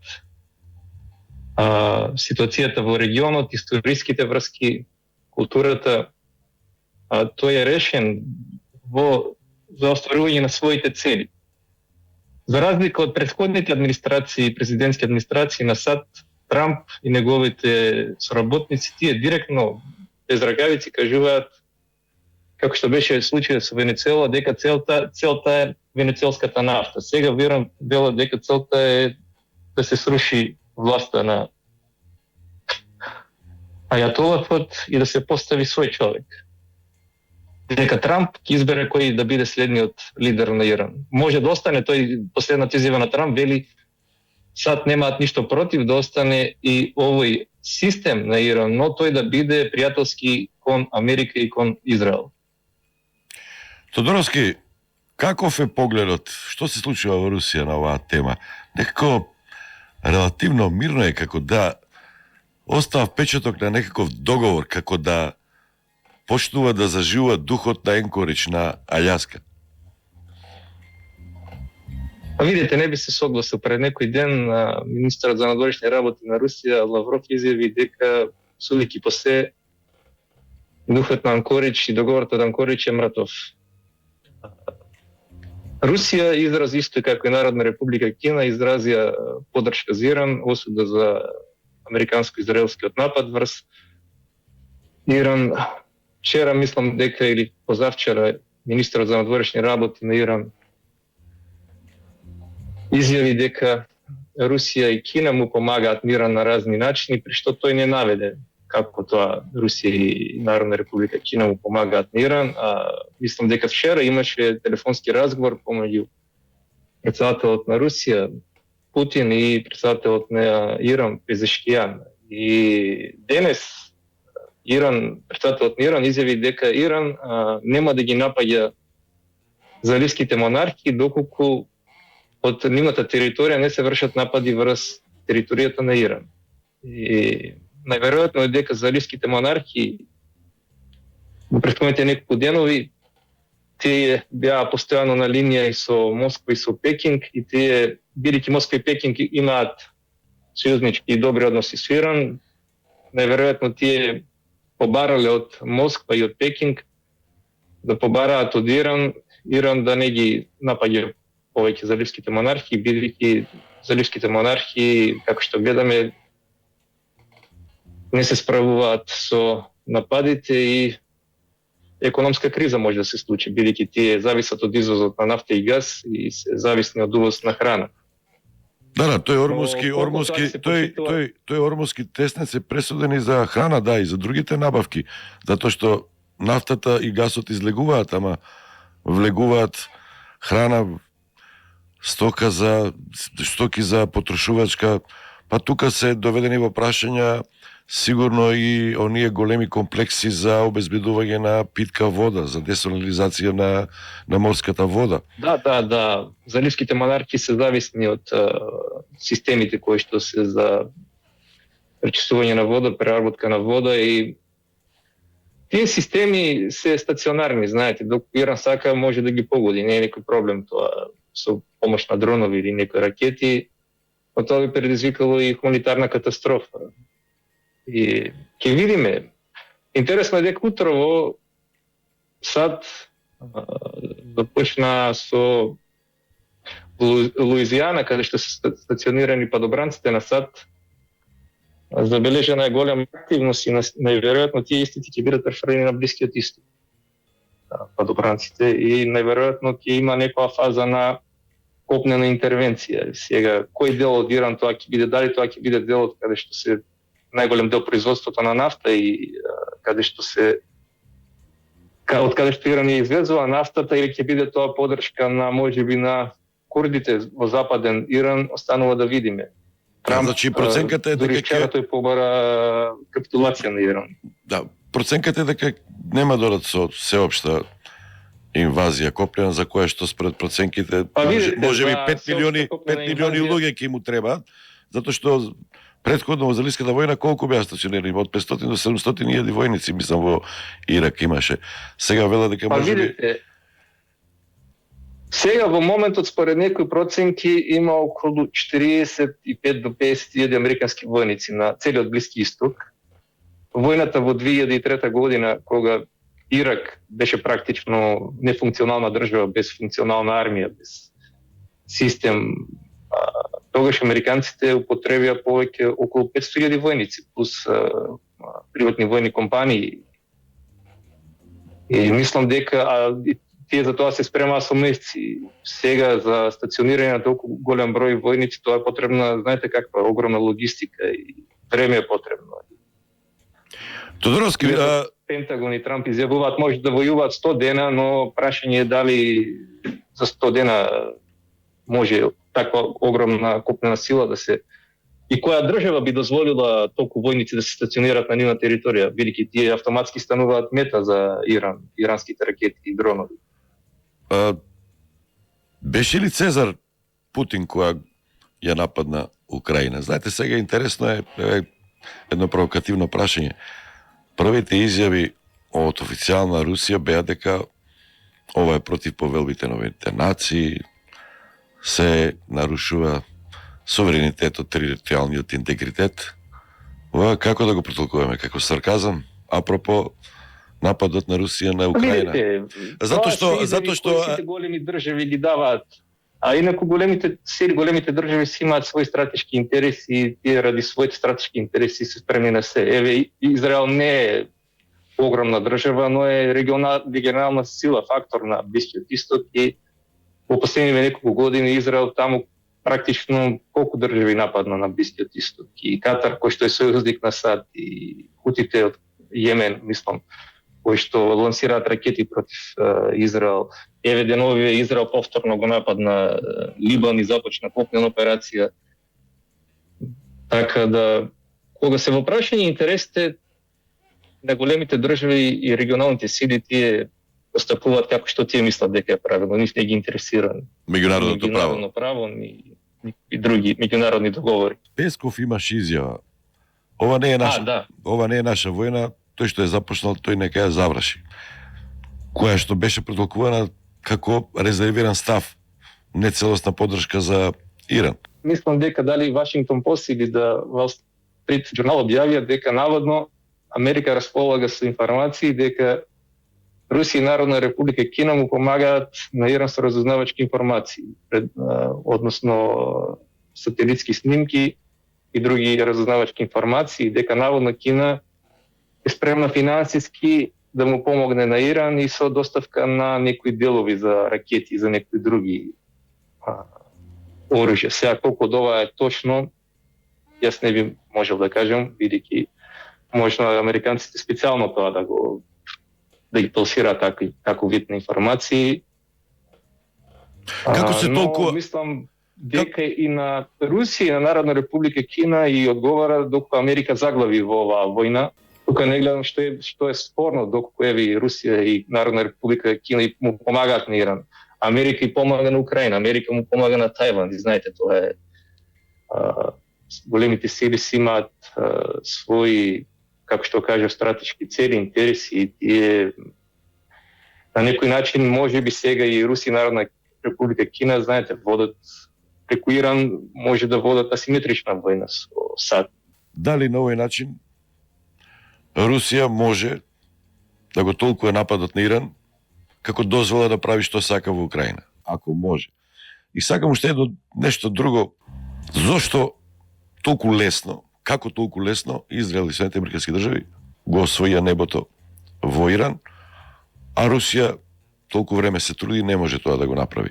Каде се тие противвоздушни системи, ако се испратени од Русија, па и од Кина, кои што исто и така имаат софистицирано противвоздушно оружје? Повели. Прво, читав и знам дека се појавија голем број на информации во претходниот период дека наводно Русија и Народна република Кина му доставиле на Иран голем број на ПВО системи, модерни борбени авиони. На крајот ништо тоа се покаже дека не е точно. Јас и пишав за тоа дека ниту Русија, ниту Народна република Кина му имаат доставено на Иран модерни ПВО системи или борбени авиони. Се спекулираше за G-10 борбени авиони, за Су-35, но ништо тоа не е точно. Производството и договорите на такви системи се долготрајни и тоа одзема временски период. Второ, треба да се разбере структурата на самиот Иран. Иран како држава нема сомневање дека војната против Израел или САД е неизбежна и тие целата своја енергија, внимание го насочија кон асиметрично војување, кон производство на различни видови на балистички крстаречки ракети, разни видови на дронови камикази, беспилотни летала. Но Иран малку внимание обраќаше на ова одбраната и како резултат на тоа што Иран долго време е под санкции, тој не може да купи современи борбени авиони. И иранските борбени авиони кои што се во најголем дел тоа се американски борбени авиони F-14 и F-5 кои што се стари по 40-50 години, кои што во воздушна војна немаат никакви шанси теоретски против борбените авиони од пета генерација и четврта генерација плюс на Израел и на САД.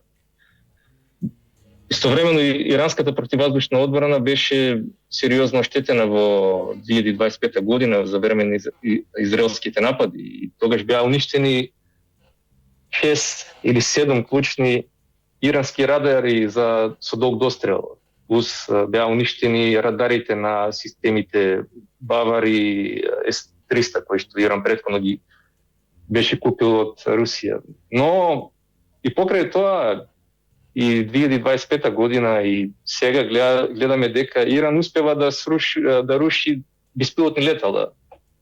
Рипер или овие израелски што се Херон 900, но борбени авиони до сега нема ни еден доказ дека Иран срушил.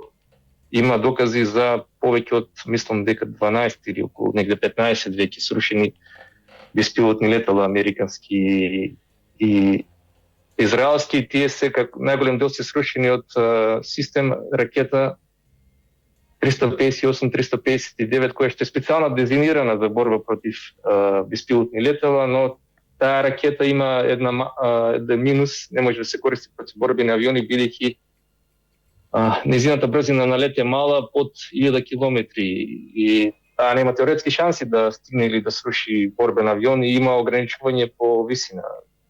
Мислам дека негде 8 до 10 км на поголема висина не може да действува. Така да еви видеото што вчера го објавија израелската армија, се гледа дека израелските борбени авиони вршат танкирање на небото над Иран на 250 км внатре во воздушниот простор на Иран.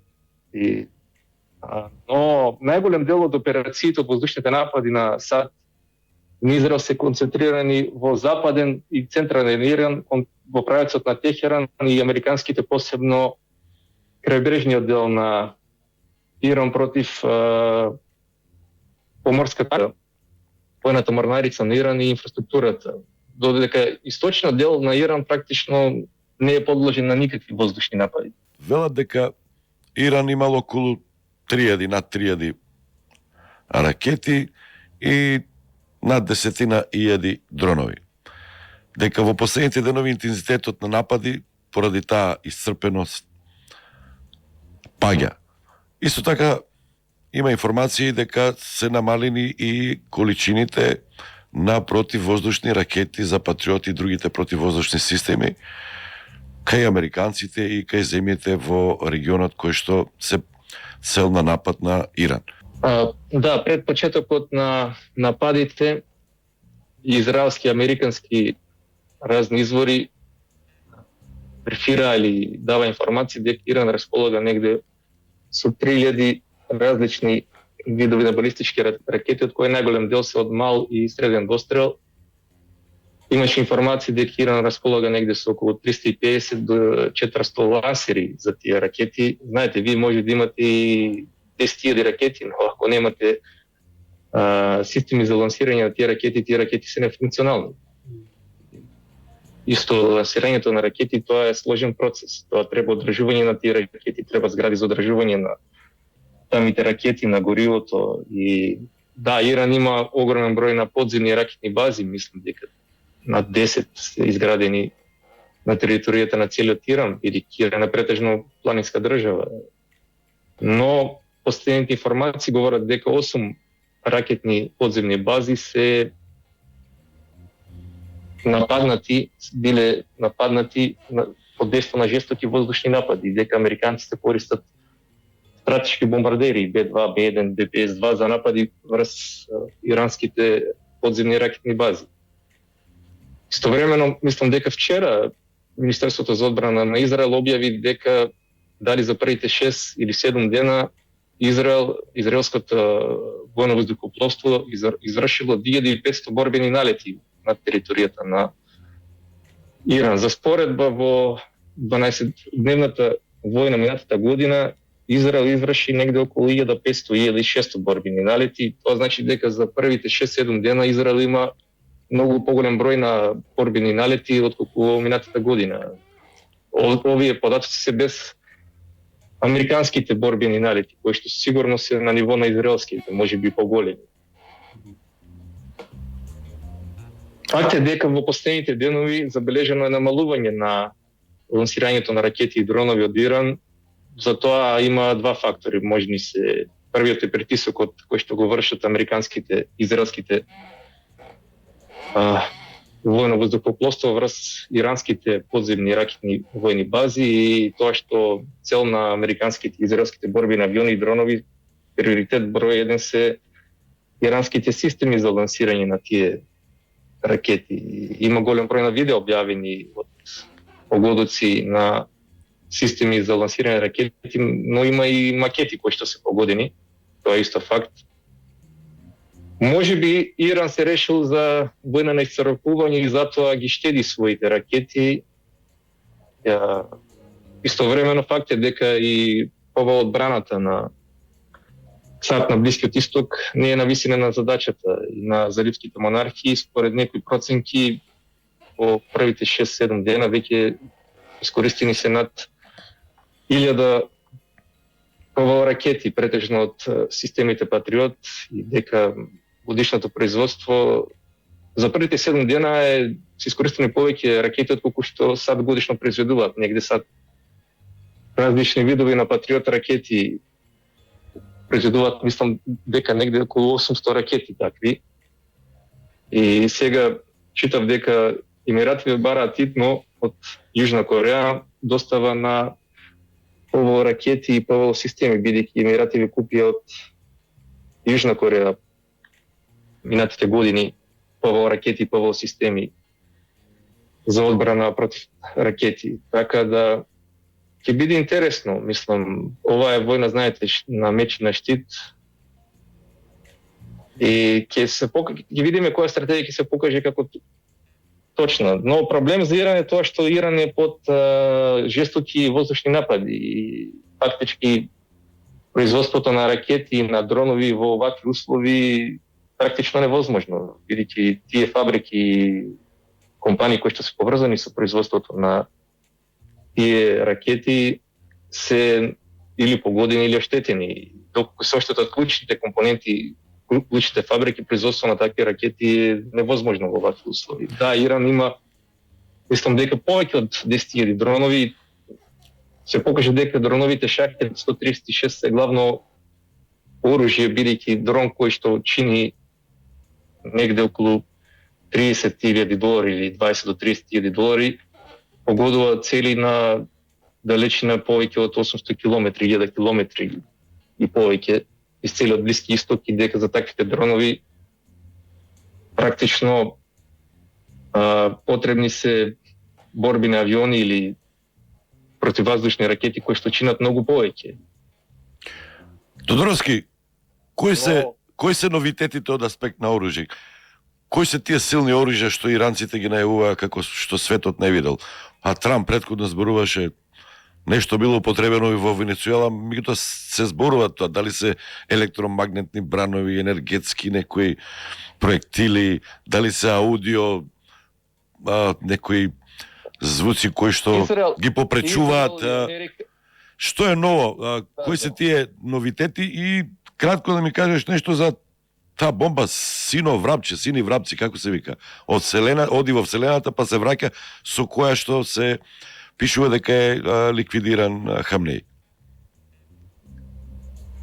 Околу убиството на Хамнеи, тие ракети, тоа се балистички ракети кои што се лансираат од F-15 израелски борбени авиони.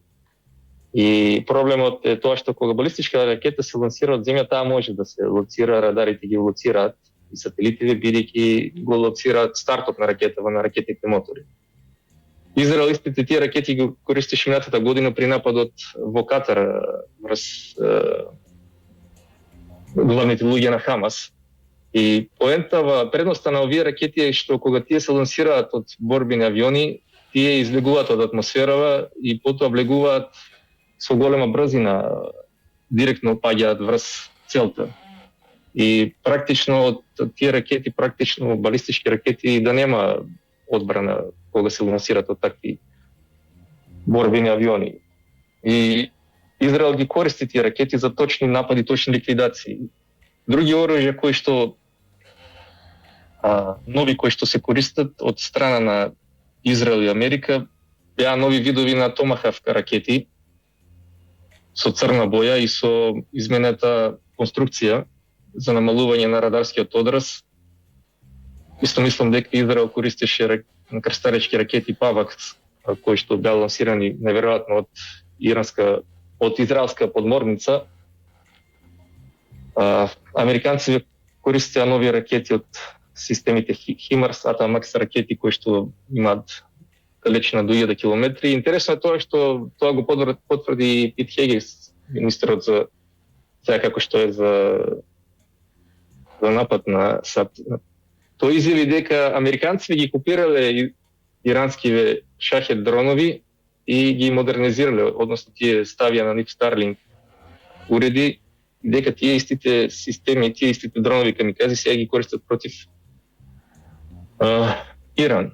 Инаку и Америка и Израел на големо користат вештачка интелигенција, разни системи кои што собираат огромен број на податоци, информации, ги анализираат и мислам дека дури голем дел од нападите се базирани врз база на вештачка интелигенција.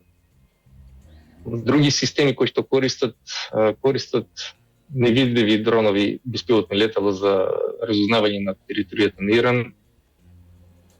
Има видео од користење на такви израелски и американски дронови. Иран користеше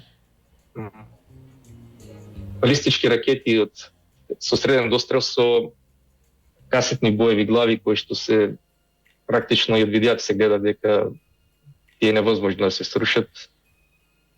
Имаше изјави дека Иран користел хиперсонични ракети за погаѓање на некои цели, но исто мора се признае дека Иран погоди голем дел од војните бази на САД и во Катар, и во Бахрейн, и во разни делови на Ирак, и во Јордан, и дека има оштетување на делот, погодени се некои од клучните радари. Погоден е радарот за рано предупредување во Катар, што чини над $1 милијарда, и дека се оштетени погодени дел од радарите и на таа системите кои што САД ги користат за противракетна одбрана, посебно во Јордан. И дека тоа е проблем за американците, дека сега им изјави дека американците битно повлекуваат од Јужна Кореја и најверојатно од Јапонија системи Патриот, кои што ќе ги префрлат на Блискиот Исток. Тодоровски, нашиот гостин претходно кажа дека целта не е Иран, туку целта е Кина. И Кина, ја следиш, имаш тука многу... Видите, доколку се погледне целата американска стратегија, мислам тоа јавно е уште од времето на Обама, што тогаш новата американска надвојшна доктрина, која мислам дека 2011 година, дека тоа приоритет на САД е Индо-Пацификот и задржувањето, блокирањето на Народна република Кина. Факт е дека Народна република Кина независно од енергенсите, претежно од нафта и газ и други минерали, руда, кои што најголем дел се транспортираат по морски пат. Венецуела имаше негде околу, мислам дека 2% учество или до 4% учество во увозот на нафта на Народна република Кина. А околу увозот од Иран нема официјални податоци, бидејќи Иран е под санкции и Иран својата нафта и за Народна република и за Кина ја извезуваше преку Малезија, односно во отворено море се префрлеше нафтата во танкери. Но мислам дека негде околу Иран пред нападите негде извезуваше околу 1,5 милиони барели нафта, и дека најголем дел од таа нафта завршуваше во Кина, во Индија. Факт е дека целта, и Трамп тоа не го крие, дека целта е блокирање на Народна република Кина и преку рушење на логистиката, односно поморската логистика и не толку поморската логистика за транспорт на нафта и енергенци во Народна република Кина, тој се труди да го зголеми притисокот врз Народна република Кина. Останува да видиме каква ќе биде реакцијата на Народна република Кина во однос на оваа политика на Трамп, бидејќи пред неколку денови мислам дека Панама насилно ги национализираше компаниите кои што со Панамскиот канал работат, а тоа беа кинески компании од Хонг Конг. Кина претходно не се согласи истите да ги продаде и деновиве Панама под притисок на САД ги национализираше тие компании. Само да прочитам нешто од профилот на Народно-ослободителната армија на Кина. 5 лекции од израелско-американската воена операција против Иран. Ова го имаш објавено ти. Прво, најсмртоносната закана е внатрешниот непријател. Најскапата грешка во пресметката е слепата вера во мирот. Најсуровата реалност е логиката на супериорна огнена моќ. Најсуровиот парадокс е илузијата за победа и единствената поддршка е самоодржливоста. Тодоровски, како ќе се рефлектира ова на руско-украинскиот конфликт, на тамошната војна? Што се случува на фронтот сега таму? Како да е замрзнато се? И Зеленски е засегнат, Видите, и Путин е засегнат. Факт е дека сега веќе Украина не е приоритет во светските медиуми, мислам дека и Трамп, мислам деново изјави дека пречка за мирот е Зеленски. Тој директно изјави дека Зеленски е пречка за мирот, за склучување на договор и дека Зеленски нема добри карти во раце. Тоа е изјава на Трамп. Доколку војната, конфликтот, мислам, на Блискиот исток ескалира и продолжи, тоа значи дека се помалку ПВО ракети и ПВО системи, кои што претежно ги произведува САД, а и друго оружје, ќе завршат во Европа или во Украина, и ќе завршат на Блискиот исток. Ама помалку и шахеди ќе има за Русија. Бидејќи за САД приоритет број 1 е Израел и неговата стратешка безбедност. Тоа нема никакви дилеми. Но факт е исто и дека во последните неколку месеци фронтот во Украина практично стои.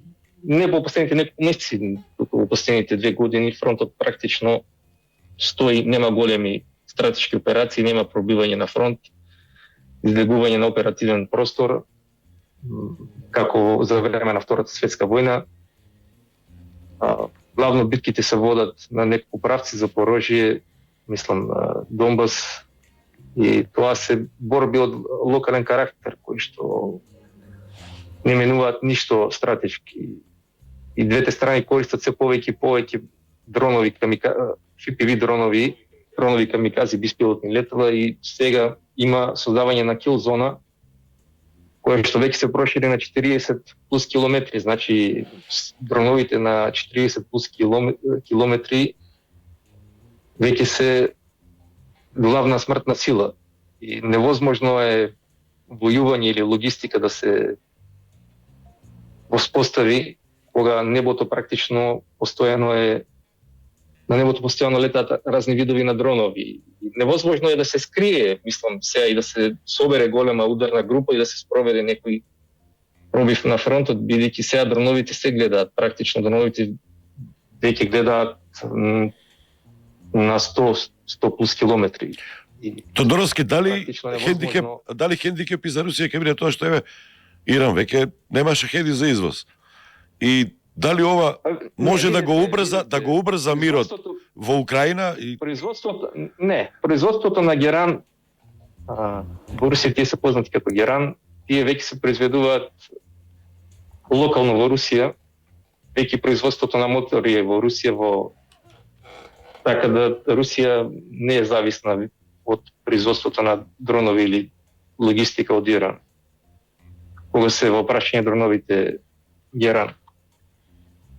Но мислам дека сега вниманието на Трамп биде насочено кон Иран, бидејќи тој правично изјавуваше дека операцијата треба да заврши негде за 4 недели, но сега Пентагон изјавува дека операцијата може да трае 100 денови.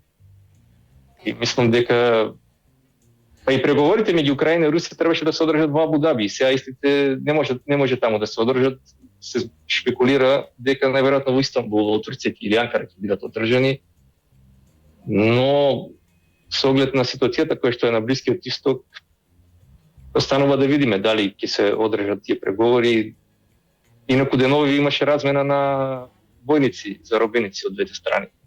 Така да има некаков прогрес, значи преговорите се во тек. А јас се надевам искрено дека овој, не само овој конфликт, сите конфликти овие што се глобални, ќе се смират, бидејќи реално ситуацијата потсетува на пред Втората светска војна и многу лесно може оваа регионална војна да прерасне и во нешто поголемо.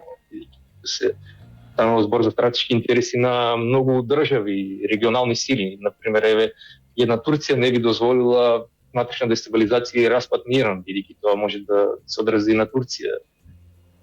И се надевам дека ќе дојде до склучување на мирни договори помеѓу Израел и Иран и САД, Русија и Украина, за да се избегне најлошото. Само што ова сакав за Кина, пренесе неколку моменти од работата на владата на отварањето на Националниот народен конгрес во Пекинг. Кина ќе го зголеми својот воен буџет за 7% во оваа година, 26. Ќе зголеми борбената готовност и ќе го забрза развојот на напредни борбени способности. Се очекува растот на бруто домашниот производ да се движи од 4,5 до 5%. Кина решително ќе се бори против сепаратистичките сили кои бараат независност на Тајван и ќе се спротивстави на надворешно мешање. Дали некој го претолкувал нападот на Иран како бланш карта за Кина да го нападне Тајван? Затоа што тоа не напаѓање или не толкување на таков начин овој напад на Иран, некој го извлекува како впечаток дека постои сепак некој договор, некој нов светски поредок, некоја нова јалта во која што се распределуваат зоните на интерес. И затоа и Кина зборува, реагира, ама генерално молчи. Истото се случува и со Русија.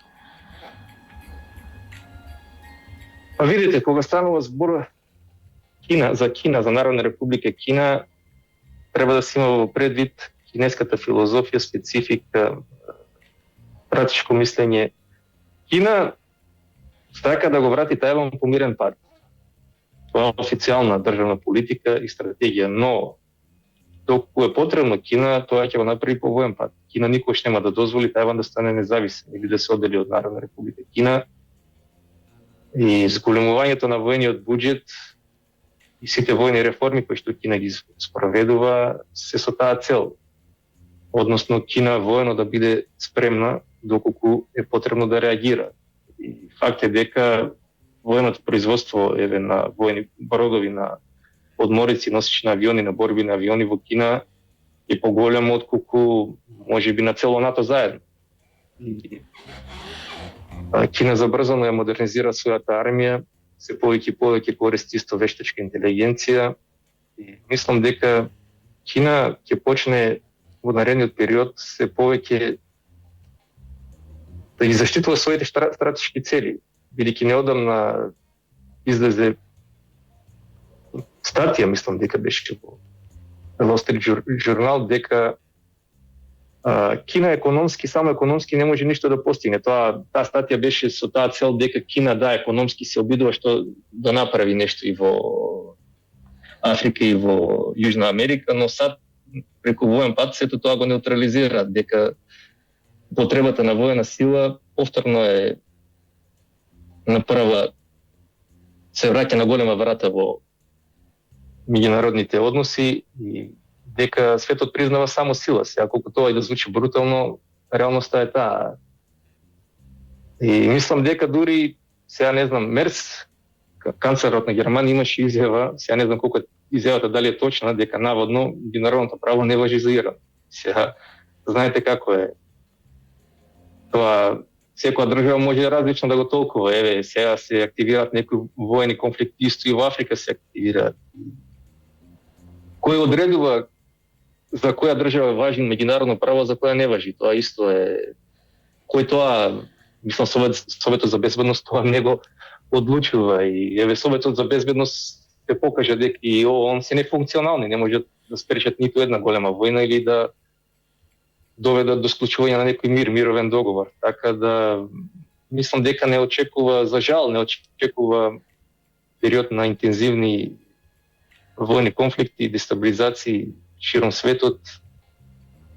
Но пак ќе кажам, се надевам дека можеби на крајот разумот ќе преовладува и ќе дојде до некој, можеби до нова јалта, до нов договор, каде што има некоја оделба на сфера на влијание и светот ќе влезе во ера на просперитет и на економски развој.